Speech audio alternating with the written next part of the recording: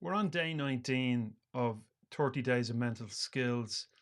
And today we're on the final little piece on mental imagery, visualization, and asking the question, is mental imagery good for rehabilitation, or what's its role in rehabilitation? So, for example, if you're an athlete and you're injured, maybe even long term, or you suffer a series of injuries, the same injury over and over again, is mental imagery going to help you in that regard?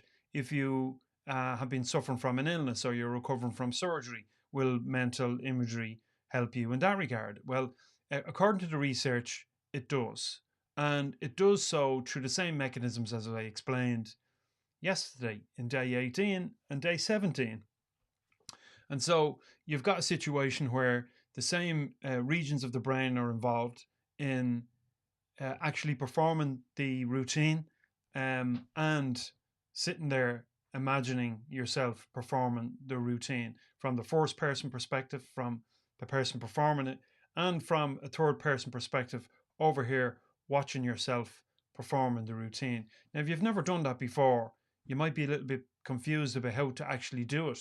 Some people find it easier to work with mental imagery than others, and I accept that. But I think most people will know what I mean when I describe mental imagery, running through a movie reel in your mind of a situation that might happen tomorrow or that happened yesterday.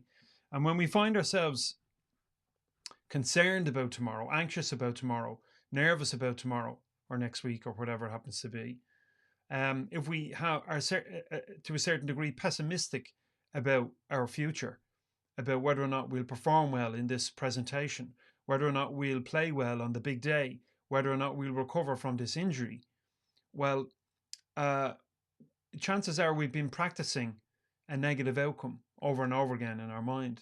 And you understand, I'm sure, at this point, how somewhat irrational it is to sit in the comfort of your home or lie in the comfort of your bed and imagine the shit hitting the fan tomorrow when everything is good, when the environment is safe, when there are no threats.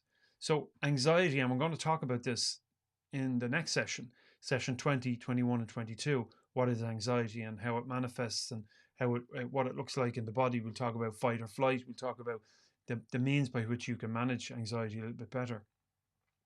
But you know that in the safety of your own home, picturing in your mind negative events in the future brings about that anxious state. And so if you're injured through your sport, or maybe you fell off the stage, you're a stage performer and you damaged your ankle or whatever it happens to be, your attitude about your recovery, your belief about your own recovery has a significant impact on the pictures and the movies that run through your mind and how you talk to yourself on a daily basis about your recovery. We know this. The jury's back on this. And so all that's left to say on the matter is, well, okay, well, tell me a little bit about how it might help my recovery and how do I do it? Well, I explained that yesterday, day 18, the PETLEP method, as a means by which to mentally visualize and mentally imagine a better future, a better tomorrow, things turning out well for you. So, as an example, I had a client in about 6 months ago, a young guy, late 20s, involved in sport, very fit fella, young, not married, had a girlfriend, engaged in sport, GAA, at a particularly high level, um, as GAA goes. If you're not familiar with it, that's our national organisation, sporting organisation here. It heads up our national games, hurling and football. So anyway, this guy had a challenge, and he'd been out injured for a long time, problems with his knees, had gone through surgery, was undergoing rehabilitation, and was feeling the effects of being out of the game, feeling somewhat alienated, not being a part of the group anymore, separated from his social sphere and so on.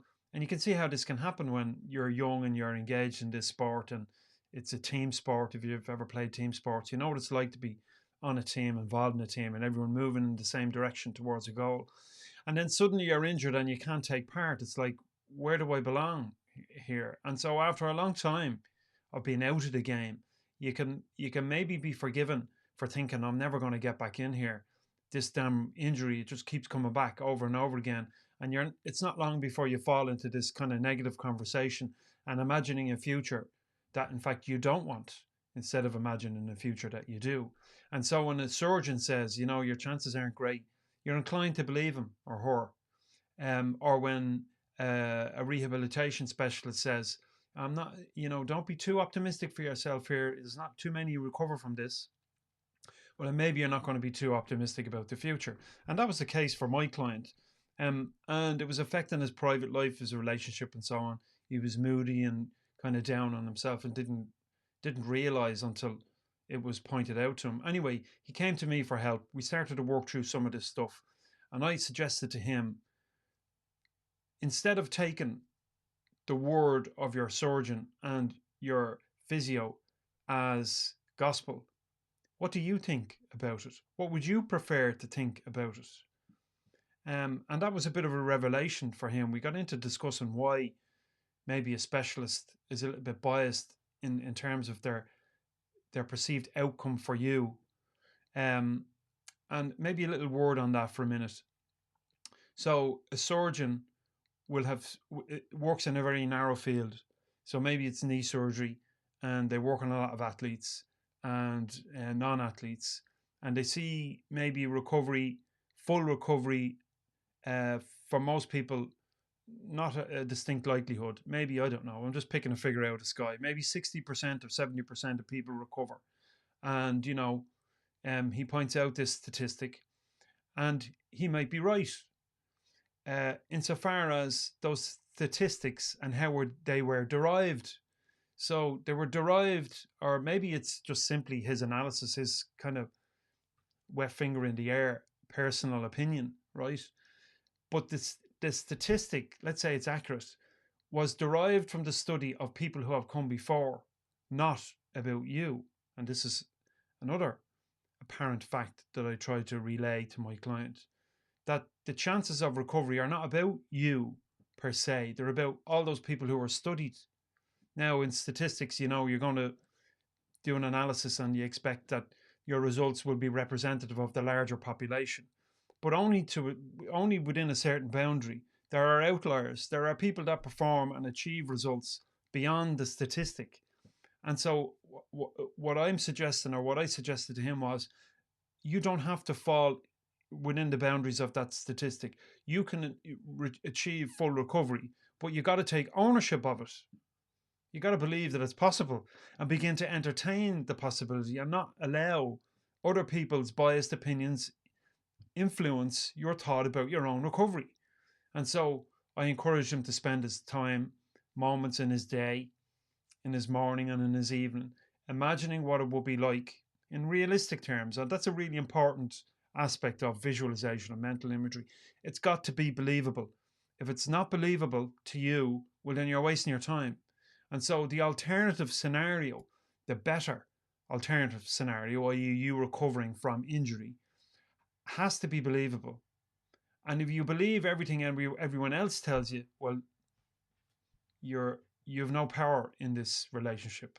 You have very little power in the recovery from this injury. Do you follow what I'm saying? This is true. We know this in health psychology. We know that the attitude of the patient in recovery is hugely influential on their chances of making a full recovery and leading a normal life.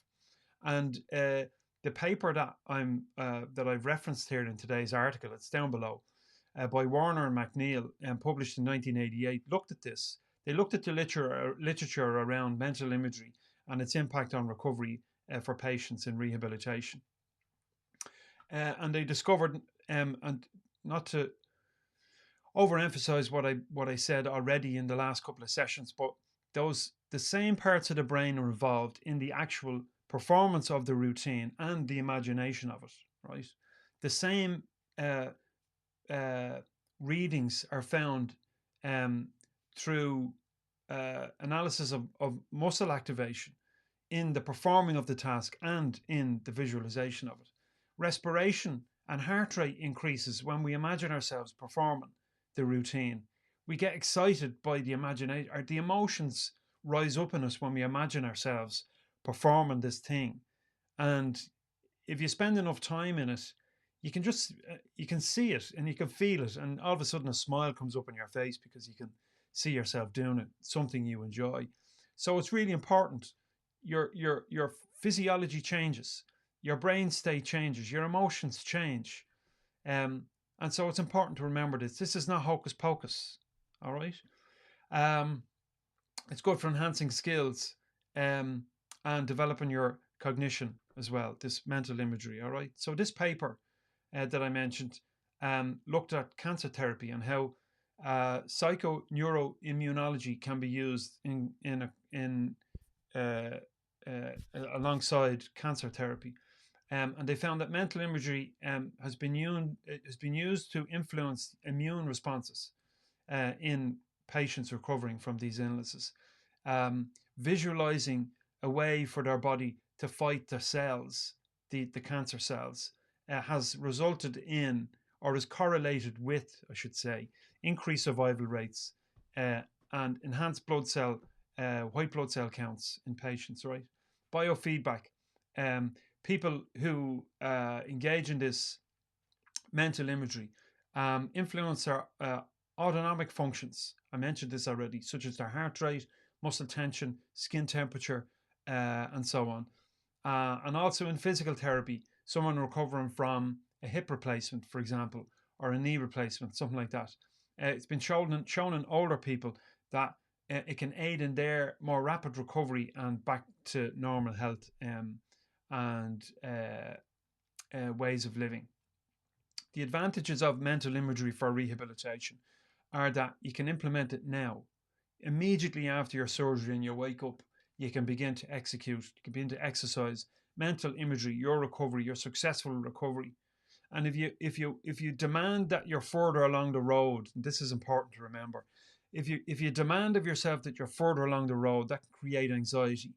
You got to be okay with where you are and do what you can now, and understand that you're going in the right direction, if that makes sense.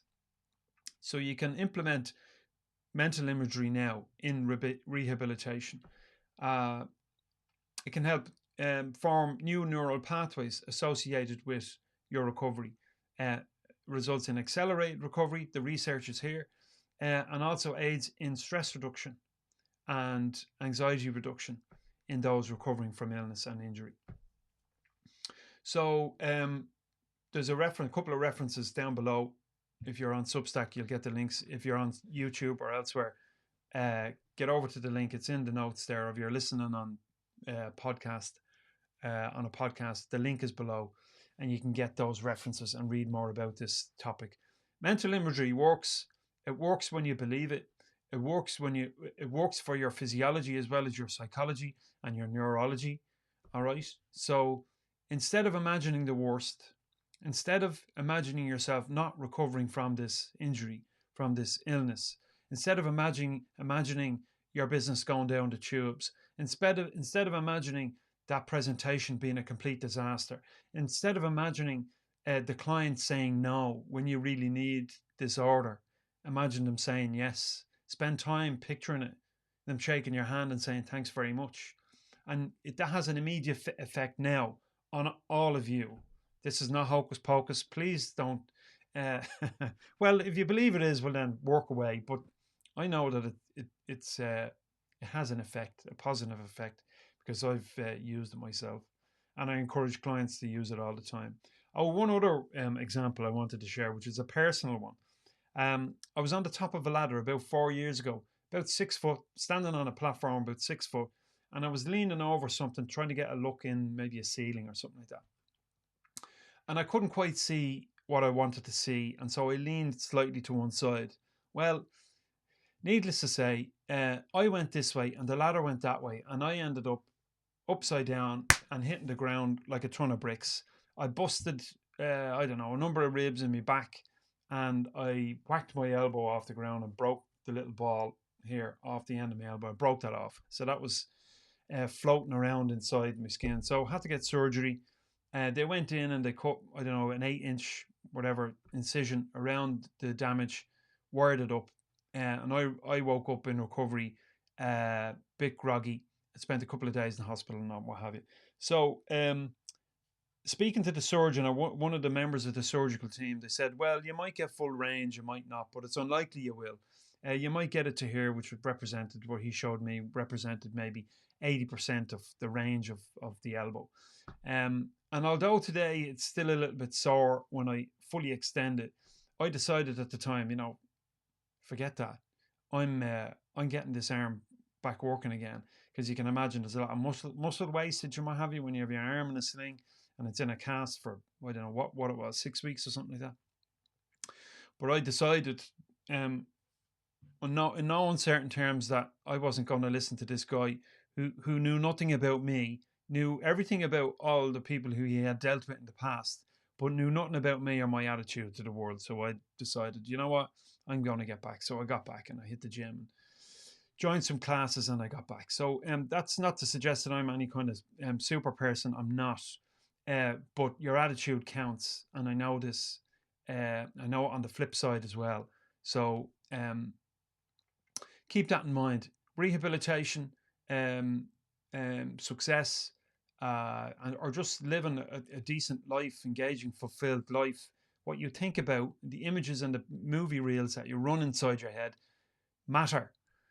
So be purposeful about it. Think about what you want in a positive sense. Accept the conditions for what they are, the current conditions, because that's the only real starting point for any change. If you rail against what's here in front of you, well then that's what you get. So you've got to find a way to make peace with the situation. So if you break your arm when you're laid up for a couple of weeks, accept it. You're not going anywhere. Instead of fighting it, use your mind, use your imagination to imagine a better outcome, the outcome that you want. That's my advice. All right, this has been day 19. How long are we going? This has been day 19, and tomorrow I'm moving on to anxiety and the phenomena of anxiety and how to manage anxiety and what it means for people in work and in sport. I've been talking about it already, but I'm going to get more specific about it tomorrow on day 20. All right. To check out more sessions like these, they're all on YouTube, 30 Days of Mental Skills. They're all on Substack, 30 Days of Mental Skills. I'm sharing them with my email list. Get over to Substack and check it out. And I'll see you tomorrow. All right, for now, take it easy.